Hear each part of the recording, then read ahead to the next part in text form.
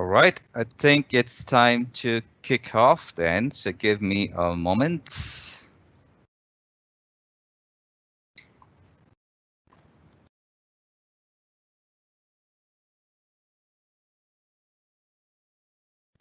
Right, it's time to kick off, as I said, right? So hello again, everyone. Thank you all for joining in, and welcome to the first ever virtual edition of Revenue Management Forum.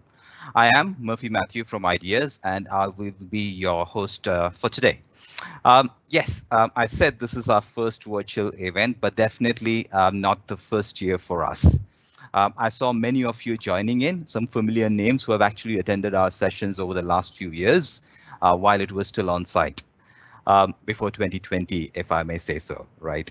Now, for those of you who are attending for the first time, Revenue Management Forum, or as we call RMF, has been on since about 2015. This is our 6th year. While we did start small, the intent has always been the same, getting the industry together, make a community for knowledge sharing, best practices, and most importantly, to bring the technology teams face to face with our industry operations in general. Now, over the years, we have increased our reach considerably, thankfully, to you as well, to not just holding the revenue forums, but also thought leadership sessions with the industry leaders across the country. So, in fact, last 2 years, we've been fortunate enough to step out of Pune, take this forum to Delhi and to Bombay as well. Now, 2020 has been unprecedented in many ways. Our industry has been hit the most. And while we all have shown a lot of resilience, one of the few positives that I've seen, and in fact, that we were forced to do as RMF is to go virtual. What that means for us at RMF is fortunately going away from the constraints of location to host an event. Fortunately, like I said, I guess the same for all of you as well. I can see the number of attendees that we have on the call today. You've had the option now to attend RMF from the comfort of your home office without having to worry about the commute in the traffic, right? No, perfect. So what do we have in store today? So let me get back to my slide in just about a moment.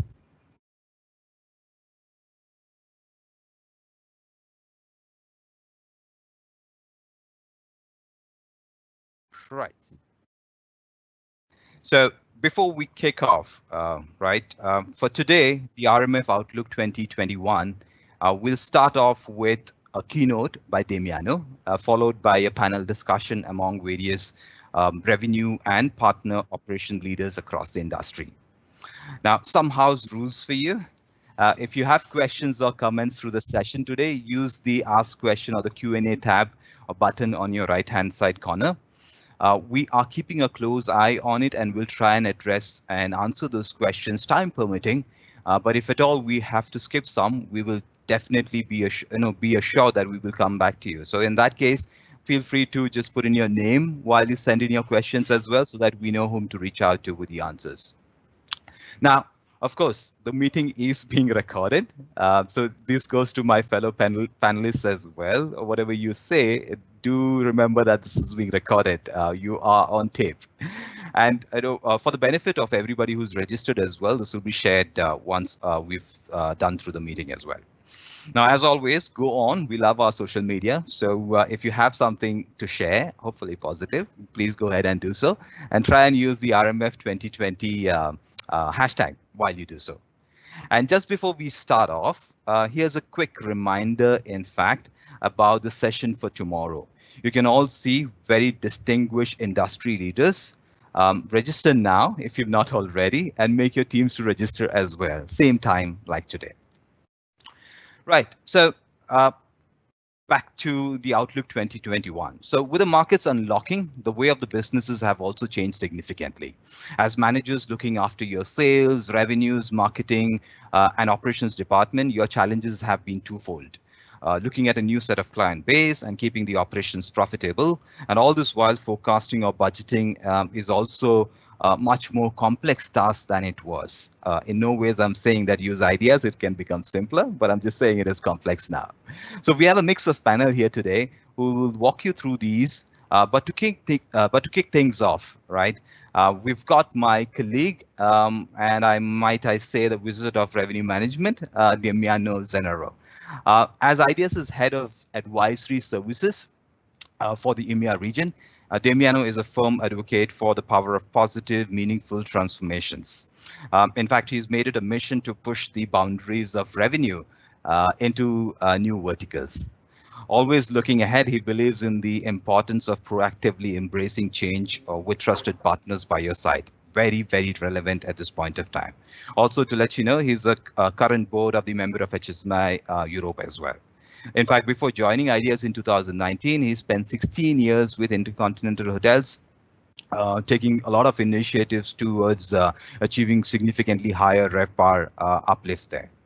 Now, he did grow up in Florence, and for those of you who do not want to talk revenue management with him, do know that he is an avid adventurer, a swimmer, a camper, and Damiano, did you say a mushroom forager? Correct. Okay, over to you, Damiano, then. Yeah, thank you very much. Thank you very much for inviting me. Thank you very much for being here.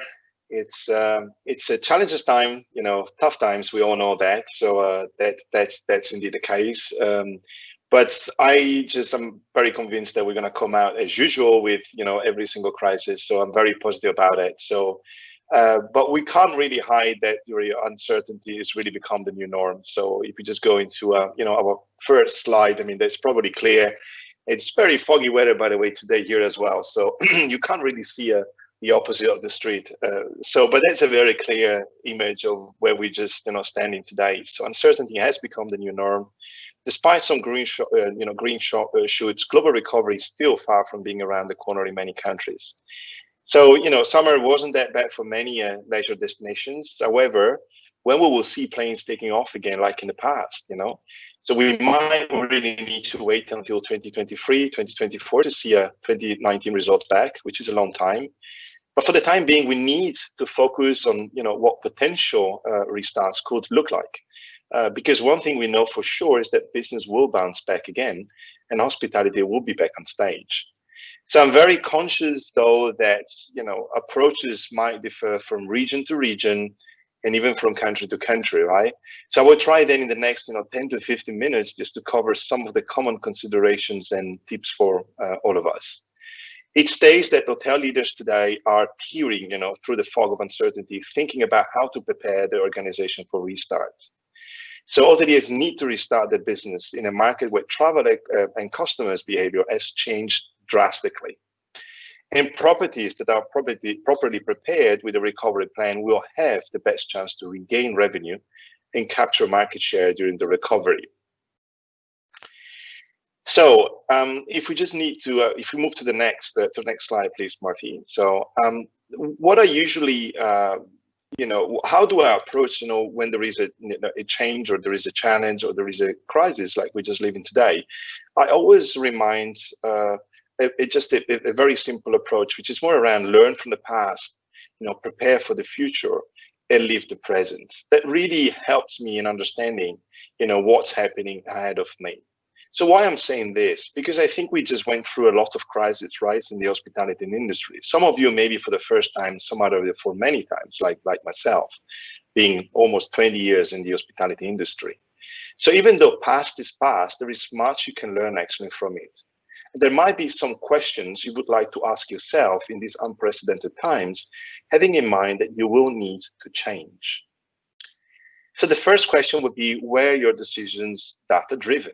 So essentially, how technology fit were you before the pandemic? So were your system, for example, integrated?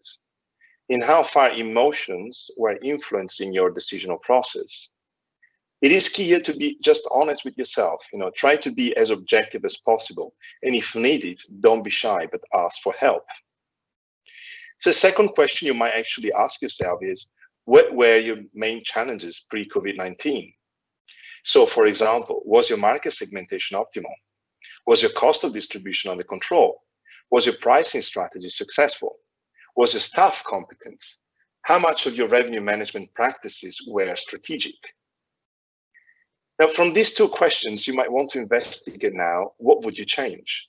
So what would you change that you always wanted to change? I'm sure there are a lot of things that you wanted to change before, pre-COVID-19. Now you have the opportunity.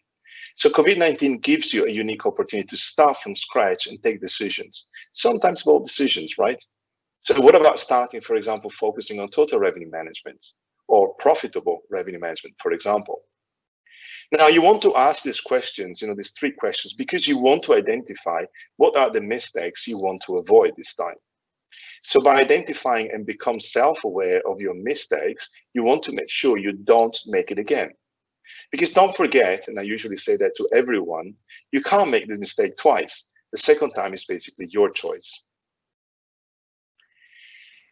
So having said that, let's see and prepare to the future. So market will bounce back. It is more a question on when than if.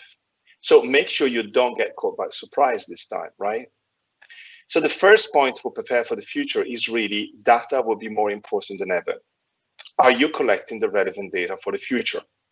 So watch out, there are data enough outside, right? So we can actually collect data everywhere. The focus and the accent is on relevant data. So in regards to data and technology, recently in a McKinsey article around accelerating analytics and artificial intelligence to navigate COVID-19, it was highlighted that in these uncharted waters, where the tides continue to shift, it's not surprising that analytics, widely recognized for its problem-solving and predictive abilities, has become an essential navigational tool.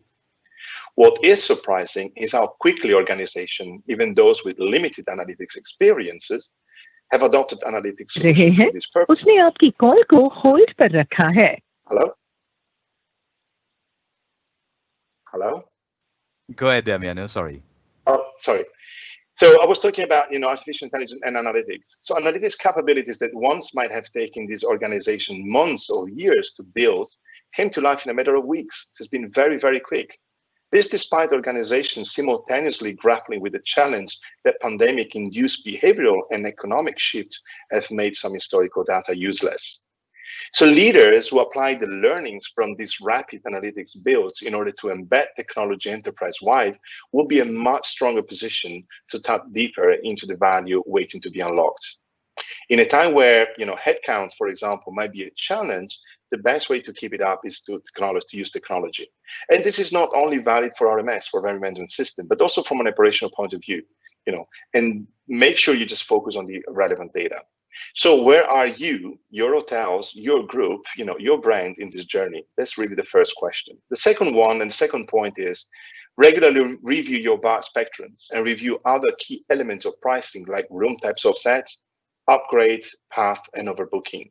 It is somehow back to basic, I agree. So the guiding principle of revenue management did not change and are applicable at any time with more or less demands. So, selling the right price at the right time to the right customer to the right channel. So the other point is synergize, with digital marketing. I just put digital between brackets, but it's marketing overall. So tighten your relationship with digital marketing. Now more than ever is the time to consolidate from a commercial point of view. And I'm sure that we'll cover this in the panel as well.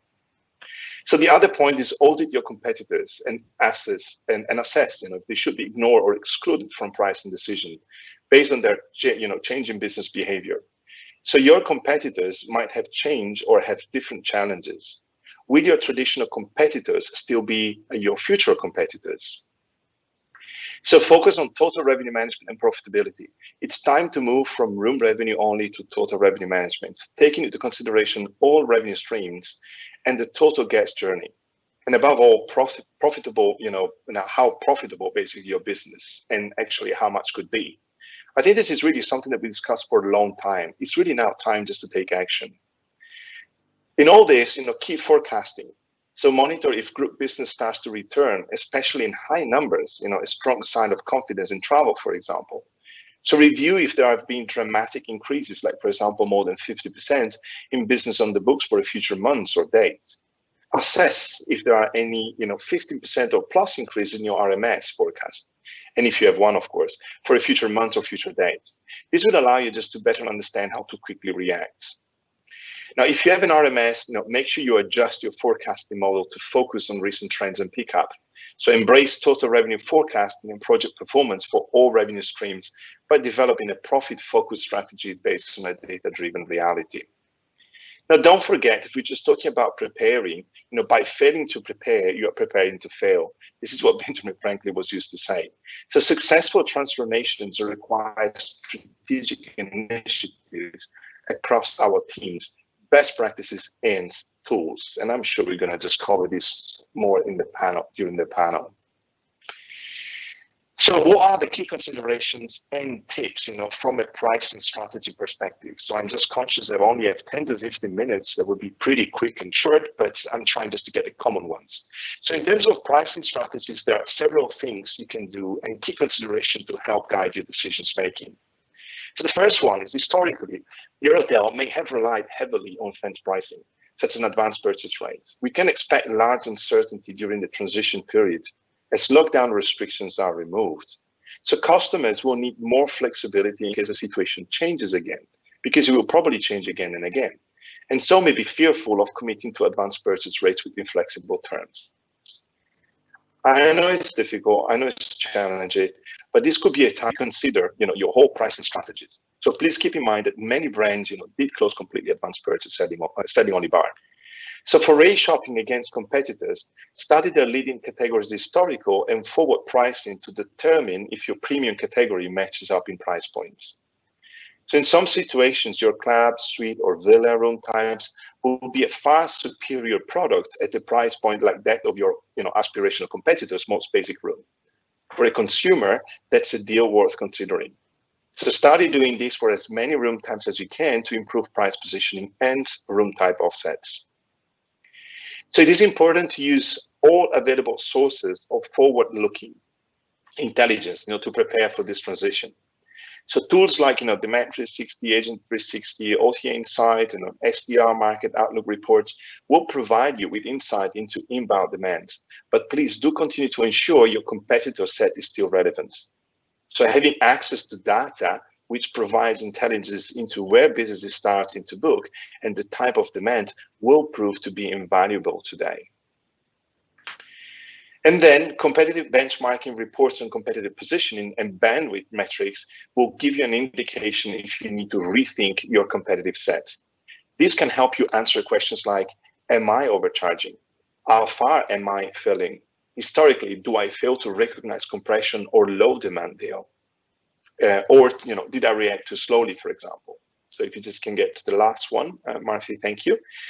This is from a pricing, strategy perspective, what I can see that is common to many regions and many countries as well.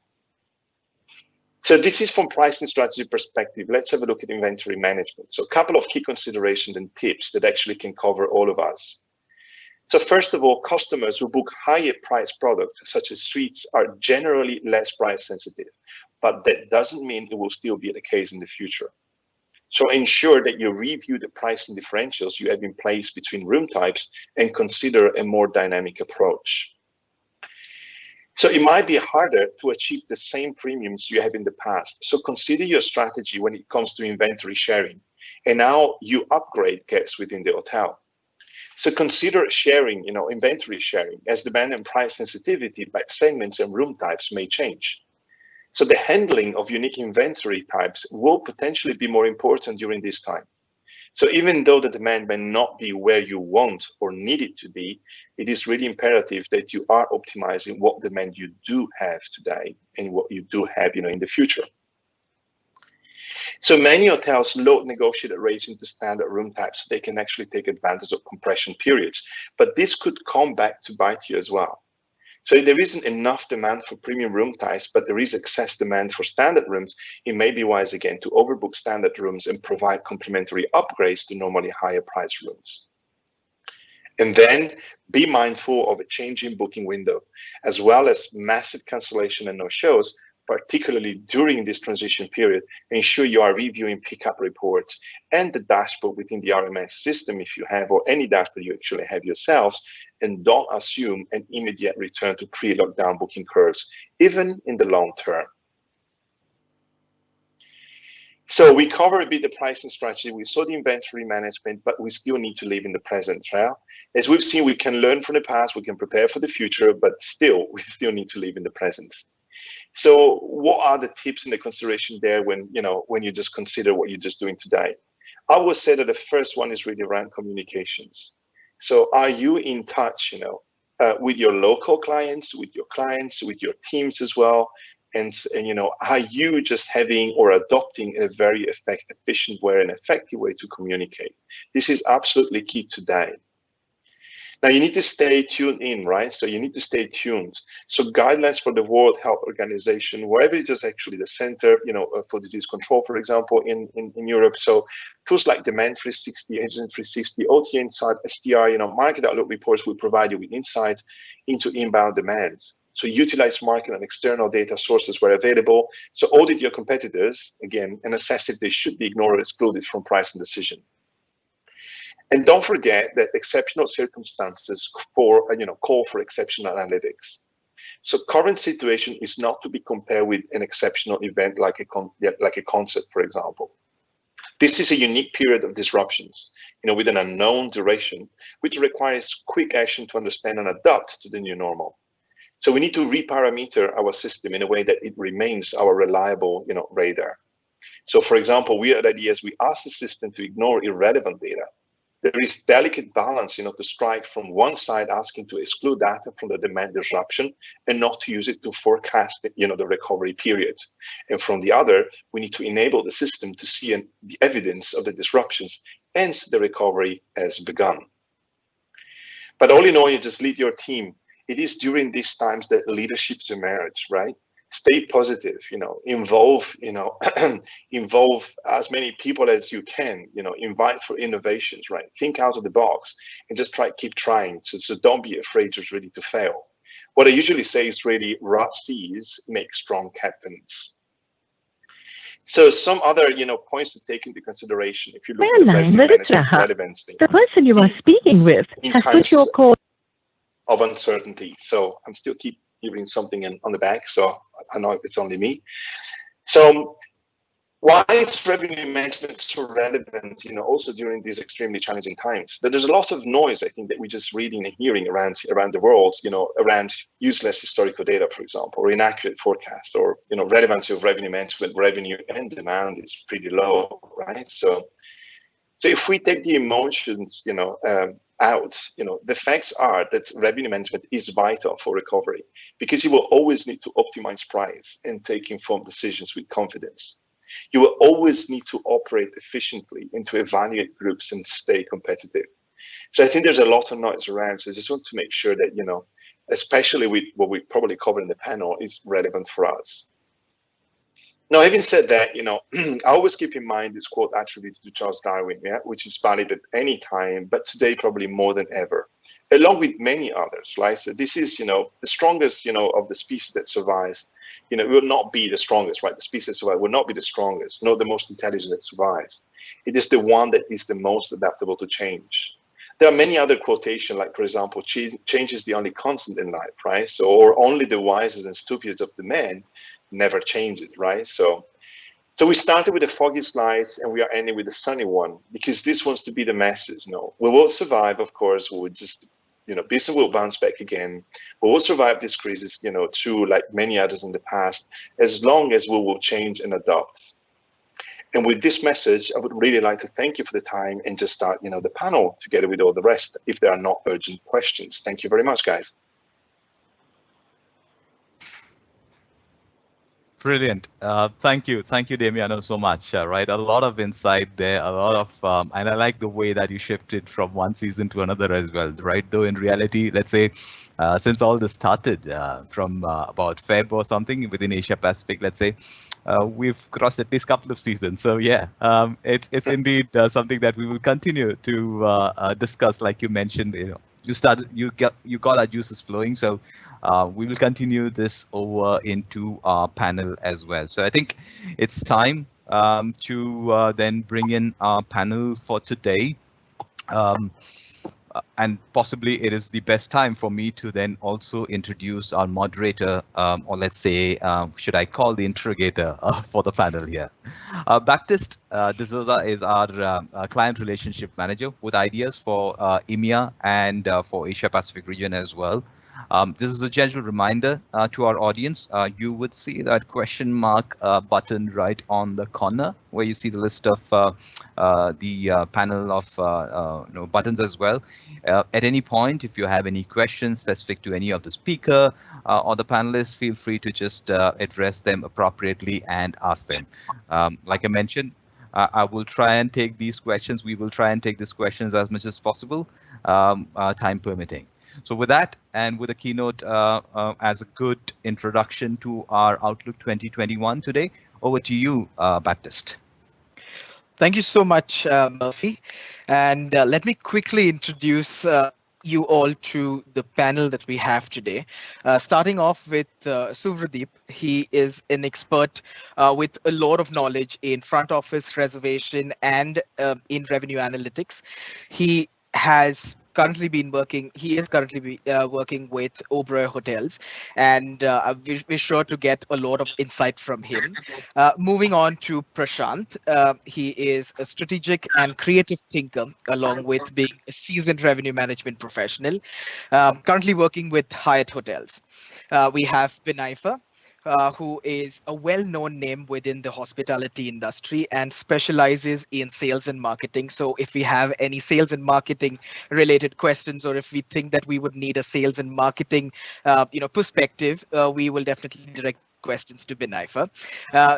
Speaking of the same vertical in sales and marketing, we also have Tarushi, who is passionate hotelier as well as been in sales for over a decade now. Moving on to Ritu. She has been a revenue management professional in the hospitality industry and has had a stint in the airline industry as well. And what she currently is into is, in the technology side of the hospitality industry with an analytical purview or an eye for detail. So that would be a good insight as well. She is currently working with Star, which is a channel manager. Moving on to Saral.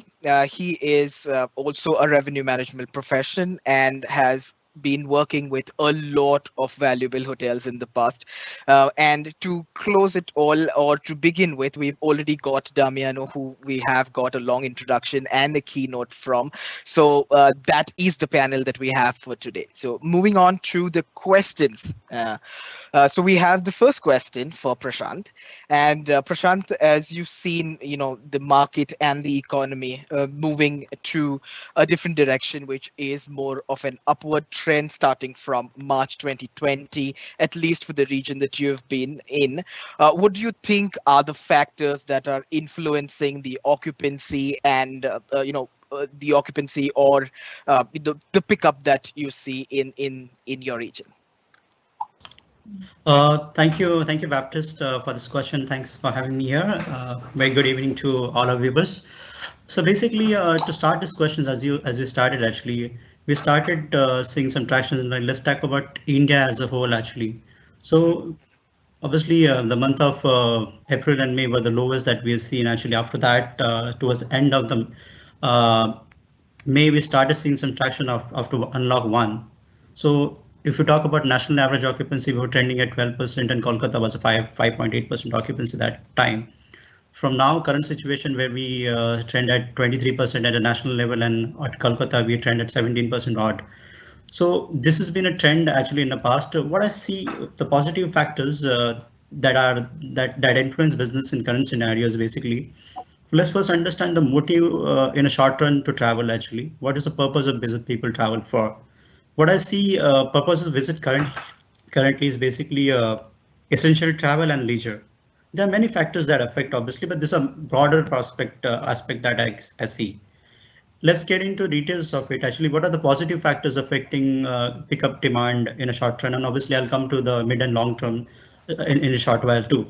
So let's talk about short term factors. Actually, currently we see a lot of air connectivity being getting started. Actually, there's a news of air bubble being started between India and UAE. So there's a positive need to obviously have some incoming travelers travel between those two countries. Actually, government regulations plays a very critical part, as we've seen actually in the past. Actually, so relaxation of the gathering, gathering limit to 200, which is done at India level. Now it is at Kolkata level. So this factors obviously will drive some demand into your wedding segment, which is quarter 4. We are looking at a lot of wedding dates actually. So I think across at India level, this will help boost a little bit of demand in that particular segment. And wedding segment is all of average segment because you have a highest total revenue from the segment that you earn. That is another factor that I see. Apart from that, you see the relaxation quarantine rule that being applied across the leisure markets. Goa is a classic example I see. Like October itself, the government decided that they relax the relaxations, and now currently look at from 2% occupancy before to 50%. I guess the most impressive growth that a destination could see actually. So that is something that will drive some demand. Apart from that, we at Kolkata market and obviously at probably at a national level as well, we've seen lot of leisure demand happening. So for Kolkata market, actually, coincidentally, unlike last year, it is totally flipped by this. The market occupancy over the weekend is 5.5% more than a weekday, which doesn't happen for a business hotel actually in the normal scenarios. So that's change that we see. And I think other destinations will also have the similar thing. People are getting bored and they want to go out and have a time with family. Another thing that I see moving is basically medical tourism. A lot of people are travel within the country, obviously for medical tourism. We at Kolkata, we have a lot of people coming from Bangladesh for a medical, and other destinations like Hyderabad, Chennai do have a sizable amount of medical tourism business. I can that's some business that doesn't that basically has to happen actually. Apart from that, see, we've seen a lot of digital data being consumed during this lockdown period. What is that done actually? What is that done is basically it has created more demand for digital content actually. From that perspective, we see that short sports and film crew business growing in the market in the short term. So that is another thing that is encouraging to see. We've also seen increase in travel, increase in a confidence in travels, because if you start at the start of the pandemic, actually, airlines were operating with a 20-25% capacity. Now they are in the range of 60% odd capacity up there. And now obviously it will go up to 80% as and when restrictions are relaxed. So that's a positive sign and will increase some demand as well. Another movement that we see is basically long stay project movement. So people, I think a lot of companies are discouraging short-term travel and they're encouraging long-term travel. So that's one segment that is obviously promising. Another a safe or encouraging factor is basically demographics. I read somewhere that the most traveled age group in India is basically 28 to 38 group, 30 age group. This is the age group which is basically a more stronger, healthier group, and which is a low risk of infection actually. So that's a healthier sign, and then obviously this will go in a long run, helping our industry to revive as well. So this was some factors in the short run. Obviously, in a long run, you'll obviously have a vaccine availability for the very important factor. Apart from that, international air network opening would be factor. Overall state of economy obviously would be, because demand has to be there in economy for people to spend. So from a currently contracting economy, which is at 10% lowest, to 8.8% higher next year, which is IMF assumption for next year, we'll see some demand kicking in a mid to long run. Obviously, apart from that, I foresee that government will, with the advent of vaccine and all, relax social gathering norms as well. There's obviously they still pave way for a bigger mass events than what we are getting. Apart from that, we'll see worldwide a lot of stimulus been introduced of late actually by government. Obviously, for that to come in effect, it will take some time. And I think by next year, we should see some impact of that, and that should drive some demand as well. So these are the factors that I see will influence our industry demand in short and long run. But to say there are a few deterrents as well, but let's focus on positive sides. Sure, sure. That was really great and insightful, Prashant. Moving on to Saral, the question that I have for you is, what do you think from the service expectation that uh, long-term hotels would be having in when you look at your health and safety of the guest? Do you think that that is something that will be the next norm or something that you will need to move forward with as one of your core requirements? Oh, I mean, the shortest and the easiest answer to that is definitely yes. Now more than ever, with the kind of increasing focus on safety and hygiene, it's needless to say that the focus on people's concern regarding how hygienic are the places that they're going to stay or the places that they're going to eat is only going to stay here. I mean, I have an internal joke with my family that we keep saying that man has been evolving for centuries now, but a pandemic like this took for him to learn how to wash his hands properly, and that is here to stay. We are extremely scared of what has happened. We are all extremely cautious. Like Prashant was saying, there is a very large segment of people that is now traveling, and they are mostly people who are bored sitting at home, they're tired sitting at home, and hence they're venturing out, especially during the weekends. And just like how Kolkata has been seeing an increase, a spur in weekend occupancies, that's the same for all other destinations too, including for us here in Bombay. And the number one factor that we hear from guests on the shop floor every day is about what kind of precautions are you taking in the hotel. And it's not just about taking these precautions, it's actually now about shouting these out to guests and showing it to them that, hey, we are doing these things, reassuring them that we are taking care of your safety, and that's extremely paramount to us. And not just guest safety, it is also safety of our own employees. But reassuring all these travelers that we are taking care of this is definitely going to be primarily what everyone wants to look out for. And so safety and hygiene is here to stay, and for a good reason. Great, great. Thank you so much, Saral, for that. Moving on to Binaifa.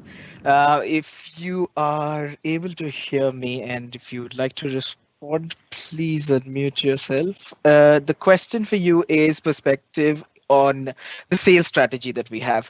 As Prashant mentioned earlier, what would you think, when you're positioning your products in terms of, rooms or food and beverage, short term or long term, what do you think the sales strategy would be moving forward?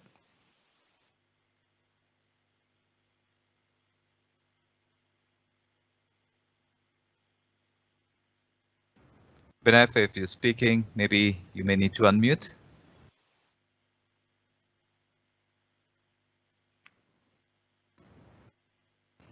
Right, maybe she's having some audio trouble. In the meantime, maybe Damiano, there's a good question that has come up for you. Can I take that with you now right away? So here's the question. So in the inception that you have advised us to audit our competitor and assess if they should be ignored or excluded from pricing decisions. However, after in a new slide, you have suggested that we have to take competitive benchmarking metrics as well. To indicate if we need to think of our, rethink our competitive set. So if you could just clarify on that bit for our audience. Well, I think everybody's sharing. I think everybody's facing, some major challenges defining their concept. So, and this is due to the fact that the demand is what it is, especially market that are still in recovery, as some other not. So I'm just thinking about Europe, right? So you got many markets that are still struggling, right? They're still having big challenges. Lockdowns is coming in again in Europe. So I think, by having the demand drop, you might actually find out that you have more competitors than before, or probably hotels that they were just positioned, to for example, a conference or conference hotels, for example, so just focus on a different market segmentation than yours, then suddenly they might actually become your competitors because they are just fishing for the same demand. So I think, when you start looking at your competitive set, I really suggest, and I see there, by all panels and conferences and articles, that they just need to reassess their concept. Maybe it's still the same. I'm not saying that it's it has changed completely, but it might also be that it's drastically changed simply because of what I said before. So the customer behavior is different, drastically really changed. So you might actually face some other challenge that you didn't have before. So and how much impactful is having the right concept on your pricing, right? So on your pricing strategy. So especially for the ones who have a revenue management system, it's fundamental that you have the right concept in place. But also without any revenue management system, still, if you're competing yourself, there's a lot of ideas and approaches to your concept. You need just to be sure that is the correct concept. So, and technology will help you in identifying as well. But I wouldn't exclude as well checking and seeing your competitors again, so you assess them again. So that was my point about the concept and the benchmark. Absolutely, absolutely, and I can see it and rather hear it from a lot of industry owners that I've been speaking to as well. That the line between, let's say, a 4-star versus a 5-star, obviously, if you take off the uber luxury ones, right, that is kind of reducing, and it's how sharp you are, like you mentioned, to be on the know-how of about what your market requires at that point of time and whom you are competing with for the products that you have, the multiple products that you may have. Perfectly well said. So I think Prashant, you have a comment there? Yeah. So I will obviously comment on a small part of it, probably not as a broader positioning actually as such, but I think people will look at this question more practically now. Basically, probably they may have some short-term tactics to survive in the short run, and probably in the long run they will obviously have a different tactics. What I see a lot of product approach, a lot of hotels probably reorient their product, or probably not reposition entirely, but reorient their project as a leisure project to some extent, because there is a leisure demand in the short run. Agreed, absolutely. And you see, for example, if you just look at the local market, right? So before, the ones that were just looking for the local market can be different than it is today. So if the domestic market is moving much more than before, traveling much more than before, then of course there is a higher demand than local market. But if you were used to have international business or international leisure market, then it becomes a bit of a problem. So you have other hotels looking into the same demand, which is a domestic, in this case domestic. So it will probably stick there for long. So we don't expect having corporate business back traveling all around the world in the next couple of months, so no year. So it's another big point. Perfect. Yeah. Right. I'm gonna hand it over back to Baptista, our moderator. Yeah. Thank you so much, Murphy. Question for Tarushi. Hear me. The question is to understand that given the pandemic and where we are moving forward, do you think this is a great opportunity for the way we've seen how we have handled business? And what do you think is going to be the next opportunity for you in the market from operations or from a management perspective? Sure. Thank you. Good evening, all. I hope I'm audible. Yes. I'm so sorry. Hello. We can hear you, Tarushi. Yeah. As per your questions, yes, definitely there's a lot of opportunity. But to start with the opportunity, I must say that any organizational change, which is not optional to keep up pace with the business, that is mandatory. They have to do it. And all organizations at one time or another time face substantive modification to some aspect of their business, which is a must. So like we always say, change is the only constant thing. So that is definitely on. But yes, the first part of your question, that is there an opportunity to change the way we look at business now? Definitely there is a great opportunity to change. The world is changing into a new normal, and so are we. Look around us, even in our practical life. To start with business, we should first ask questions among ourselves: that are we changing? Our thought process has changed. Our routines have changed. So with that, yes, a lot of people, what I feel, even in the industry, like for example, supervisors' job responsibilities are changing. And as both individual and members of the organization management team, they're preparing themselves to adapt the changes as per the changing trend in the environment. And that you could do only when you're aware of your situation, you understand the change, you accept the change, you acknowledge, and you build your skills. True. I think gone are those days when, we were just doing our 9 to 6 job. And now, for instance, me representing sales and marketing over a decade, I had to do many online courses related to finance, related to digital marketing, related to other segments and aspects, because I don't know, we all are living in a very unpredictable circumstances. And that is why it is very important and to acknowledge the change. And once you do that, there is numbers of opportunity which lies to your door, which we may not be seeing it because we were just following our daily routine. So yes, this True. pandemic has given opportunity to change. And even when the way we handle our business, because I'm sure all of us will agree, sales, there was a myth that, for sales, we have to be out on calls sharp at 10. You don't be back before 5. You have to meet 7 clients no matter what. So you're not in the hotel. But now in the current era, what we do telecalls, which was completely different. And, telecalling those days was not considered a good business calls. But now we do that. We do video calls. And that is how we've changed the scenario, how, and still business is running. Though it's slow, but still picking up. Because we changed ourselves. We changed as per the situation. We acknowledged. Unless we are not prepared to deal with it, we will not survive in this, changing world.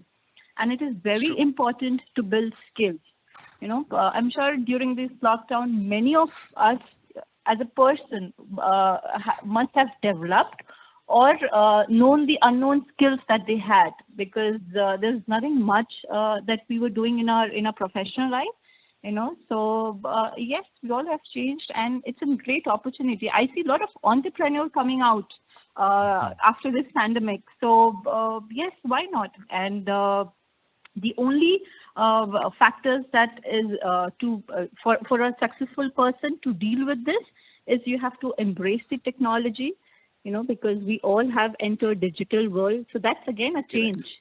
Increase the speed of work. We cannot be, because right now business is limited with ample supply, with surplus supply in the market. So we have to increase our speed. We have to live with ambiguity and uncertainty. You can't be very certain and you can't be very sure what you were doing before. And we all have to act like an entrepreneur and adding value to the organization. So I just sum up saying that, rather we be a fixer than a blamer. So yes, and the opportunity will definitely knock in our doors like they are. Absolutely, Darshri. We agree with you. Thanks for that, Tarashri. But just to continue with the question that you mentioned on skills, you mentioned that you've taken your knowledge to different divisions like finance, etc. Do you think you've tried to pick at least something from there and build your existing skill set that has helped you get better in what you were already good at? Yes, absolutely. Because, during these lockdowns, it realized that, and I'm sure most of the hoteliers, they may not be very vocal about it, but I'm sure 50% of the hoteliers would be pursuing some alternate source of their living, because it was a very tough time that we had all gone through it. And skills is the only way that you could, enhance and boost your morality, boost your confidence. Because maybe I was just doing sales and marketing for over 10 years, and there were a lot of opportunity which I may have ignored in the past. But picking up those skills now, for example, digital marketing, these these are the day, the entire world has changed, and it's all digital marketing now. And to enhance my skill, if I'm not educating myself, I will not be able to implement that in my organization. Finance, there are a lot of opportunity, even to, other ways to get business. So yes, it is helping me in my current job. It is helping me as a person, even in my personal life. And we all need to have multiple skills, not to just have a certificate in your portfolio or on your LinkedIn profile, but to actually, which matters, because world is changing. And, I don't see that it will stop. It will continue after every decade, and we need to keep up to that pace. Otherwise we'll all be left behind. Great. Thank you so much for that, Darshi. Continuing on the sales piece, Benaifa, if you can hear me, add something on the sales strategy perspective. Thank you. Great. Yeah, I'm sorry, we've been having some technical glitches, but thankfully and hopefully I am audible to everyone. Yes, you are. Thank you. So, Benaifa, just to repeat myself, I just wanted to get your perspective from a sales strategy perspective. What is it that you think you would like to add, in terms of short-term, long-term, looking at sales strategy, looking at marketing, positioning the hotels as a product in this time and moving forward in 2021? What is it that you think would add that a little bit more to push hotels from where they are today? So at GHM hotels, our target audience has always been the affluent and well-heeled business traveler or leisure traveler. And for us, authenticity and unique value propositions are key to every GHM guest experience. Now, we all know that India is yet developing air bubbles with 13 international destinations, and we are yet in the process to fully resume and reopen our international borders. So, hotels may encounter some uncertainty as travel restrictions continue to ease out. But on a short-term basis, I think brands may choose to reassess their competition set and desired business mix, along with relaxations on booking processes and inventory restrictions. F&B has also been a very high demand driver in the current scenario. So maybe outdoor spaces are definitely going to see an upswing, and guests will prefer medium format meeting spaces since social distancing norms are still in place. So the use of technology as we grow ahead and adapt to contactless mechanisms will definitely be the way forward. On a long-term basis, I feel it's too early to kind of give any recommendations on based on current transactional trends and customer actions. So on a personal note, I feel that aligning to the core values of your brand will be a critical ingredient for success, because hotels need to focus once again not only to bring in the newly captured market or the target audience that they've currently, captured or captivated confidence with, but also look at re-engaging their loyal, frequent travelers, because we cannot forget them, right? I mean, pre or post-pandemic, they've always been with us. And I think personally that this will help brands to thrive in the face of our new reality. Great. Thank you so much for that, Benaifa. Continuing on the marketing front, what I would like to ask Ritu is, what do you think from a channel manager perspective? Where do you think everything that we have spoken about, sales, the strategy, market positioning, and technology that is all working hand in hand, where do you think that a channel manager could boost that or help facilitate what the marketing team and the revenue managers are trying to do with the hotel industry or with the hotels? Right. Am I audible? Yes, you are. Okay, great.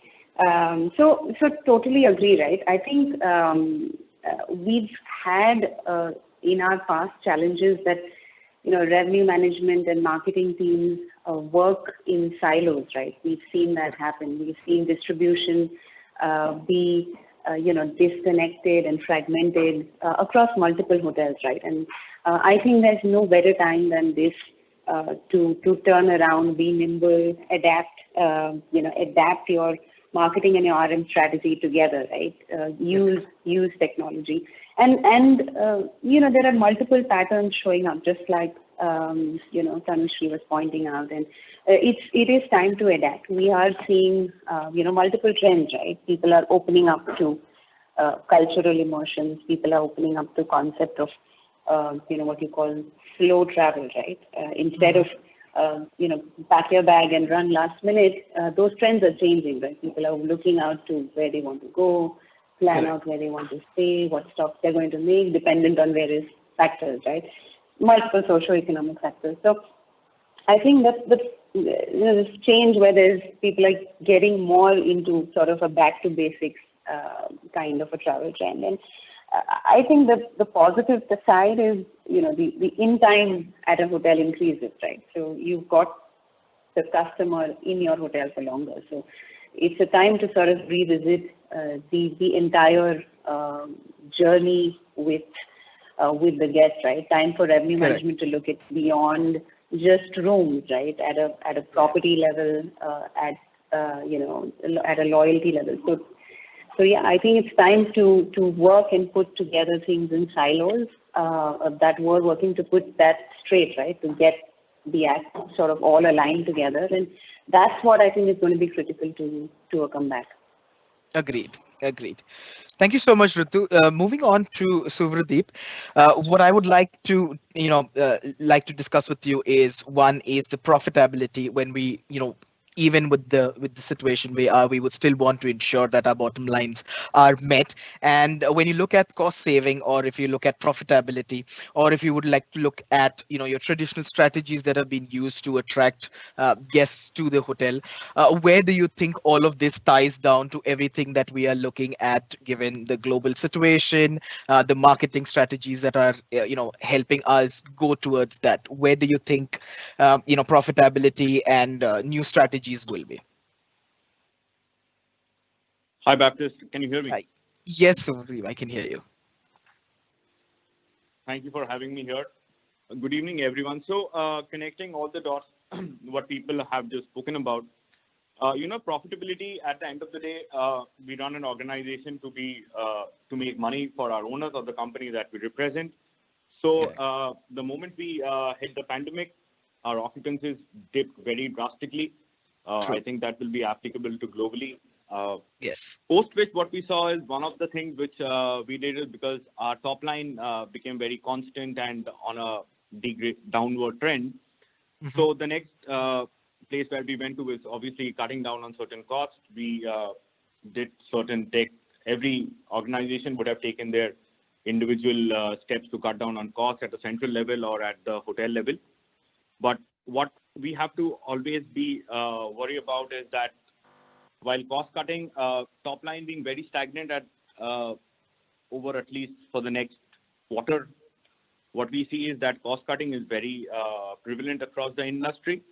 Sure. And the major worry which I see from here is that it will help you survive through this, but neither it will lead to recovery, not to make a revival of business, and especially to gain back the profitability, be it either in terms of absolute number or in terms of percentage. So looking out towards newer types of business, unconventional sources of business, be it starting from adapting to what my colleagues were mentioning, that certain brands are repositioning themselves as business hotels to leisure hotels. That is a short-term strategy, and because as of the time, what is important is to make it sail through. Best case scenario is maybe to achieve a break-even, because to the best of my knowledge, certain hotels which were highly dependent on MICE or corporates, they are finding it extremely challenging to meet ends, and that is why, while the leisure segment hotels that in at least the chain which I represent, are doing great, but the business segments are slow in pace. So I think unconventional sources of business is what should be our aim, because see, at the end of the at some point in time, your fixed cost will be there. You cannot get away with it, and might lead to lowering of service standards, which is not acceptable. So yes, profitability will come, but as of now, it's a matter to sail through this. And once we are over it, then we go all out to get business back. Thank you so much for that, Suvradeep. Damiano, you've got everyone's take from the panel as to what they had to offer in this discussion that we had. Would you like to take some time and summarize that, or give us if there's anything that you would like to add to that? Well, I think it was very compelling, right? So I think we are pretty aligned in recognizing the need of a change. So, and is in the change curve, that we usually have, you have a first denial, then you have acceptance, and you move on. So depending on where you are as well, in terms of how you're moving, you might actually still be in denial mood. You can be in acceptance mood, or you can be in the moving on mood. And the moving on mood, I think, is what is needed now, because there will be a big change. So I think everybody recognizing the fact that change is imminent. So we need to adapt. I was pleased to hear as well, this focus on convergence, and we all know that the commercial convergence is already there for years, right? So it's not something that is happening today, but we should actually grasp, the opportunity now just to really get something better right together. And we are pretty slow. Hospitality industry is not that quick and fast, so I think just putting together sales and marketing, digital marketing and distributions into a total revenue management approach or vision, I think is the right thing to do. And if we just go back into what Suvradeep was saying right now, is profitability as well. So that's why we might need just to move from traditional metrics into a new metric, right, in terms of measuring performance. So will we need just to check now net RevPAR more than before? So do we just need to check GOPAR maybe just more than before? So do we just need to focus really on profitability? And we have the opportunity now, because transactions are less than before. So if we were hectic before with 90% occupancy or whatever it was, now it's really down, and you can drill down in transactions and understanding really what the impact is as well of whatever cost actually is in your hotel. Is it servicing cost? Is it more around distribution cost like it was before? So honestly, I just hear that we are pretty much aligned in that sense, and the recovery will be around this word, right? So commercial convergence and profitability. So if we just get these two done, I think the recovery will be smooth, or at least we would just find ourselves in a different world, and that's great. It's like a winter sleep, right? So you get into winter sleep and you wake up like, hey, this is a different world. So, but we need to work on that together. Thank you so much for that, Damiano, and thank you everyone from the panel to go ahead and share your insights and inputs. It was really very helpful. I will now hand over the call to Murphy, who will. Thank you. Thank you, Baptist. I'm just conscious of the time there as well, right? We're just about 4 minutes over the time that we had set it up for. Great to see all the questions coming in. Maybe I'll just take one question again from the audience before we, and this comes to you, Cyril. In fact, it's been addressed to you, right? It's about a question about, let's say, the seasonal demand for properties like Jodhpur. The market is opening up, but the velocity of the bookings or the pace at which it's coming, it's quite slow, or rather, erratic. So the question is, I'm going to combine a couple of them here. The question is, can multiple promotions, you could be running them for different products at the same time? And if so, also the revenge tourism, right? Is that going to play a major impact within this subcontinental region? So thank you for that question. If you're a destination like Jodhpur, and let me take on that part of the question first. If you're a destination like Jodhpur, and irrespective of which part of the country or which part of the world today you're in, it all depends on what is the kind of travel that you're seeing today. I mean, for the question to me was, will a double-pronged pricing strategy work? And the simplest answer to that is look at what is actually happening in your demand patterns right now. look and examine what are the kind of market segments that are moving, what are the kind of channels that are moving, what are the kind of sources that are moving, and then understand what is the kind of customer that's moving and what are their wants. Address that particular want, and you know exactly what is going to work. If it is a Jodhpur, which is a leisure city, and should be seeing a lot of leisure movement at this point of time. There is a very high chance that it is not just necessarily a price sensitive customer that is going to move in, but also somebody who's seeking a lot of value that will move in. So you could have a very base price which is void of any inclusions. On the other hand, you could have something that's packed with a lot of inclusions, maybe even activities thrown in there, where the price segment, the value of the price might be much higher, but there will be takers for it. That said, however, until and unless you look at your own data, you will not know what exactly is going on. So the best answer for me to that question is go back, look at your data, because especially today, when you have zero dependency on past data, and when you have zero dependency of trends to go back and refer to, the best thing you can do is check what is happening in your hotel today and make your judgments according to those patterns that you see. They could be new. There could be something that comes out absolutely out of the blue, something that reveals itself. But let that lead you. With respect to revenge travel, I see that continuing for some time more. And the reason I say that that's going to continue is right now, at least with respect to the hotels that I see, revenge travel is happening in age sectors now, in the sense that the demography that is now coming out and traveling is a much younger crowd. There are the 25 to 35-year-old crowd that is traveling right now. And like one of the panelists in the beginning of the discussions mentioned, that this age group is not afraid to travel because they know that they are at a lower risk, irrespective of whether they are at lower risk or not. This is the segment which was everyday bar hopping on a Friday night and has been now sitting at home for 6 months, and that's what's pushing them out today. And if that's going to be happening over a period of, it is not going to be very long before the next age demography starts traveling as well. It could be the 45s to the 55s and higher ups.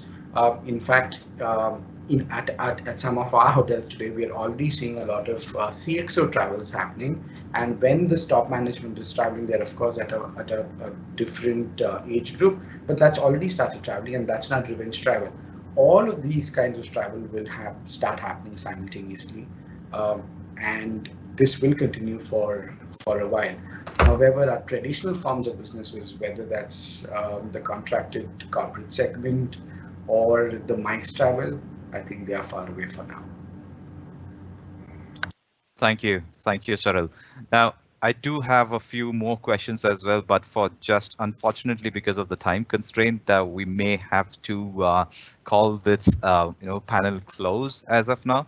But rest assured that we've got your list of questions as well, and while we do send the recording, we will also be able to share some of those insights, additional insights from our panelists, in a write-up that we send across as well. Now. Well, in fact, like I said, right, it's been an insightful session, a lot to think about, and I'm sure from the audience as well, there are parts that you can take back and think about using this within your establishments and tactics moving forward.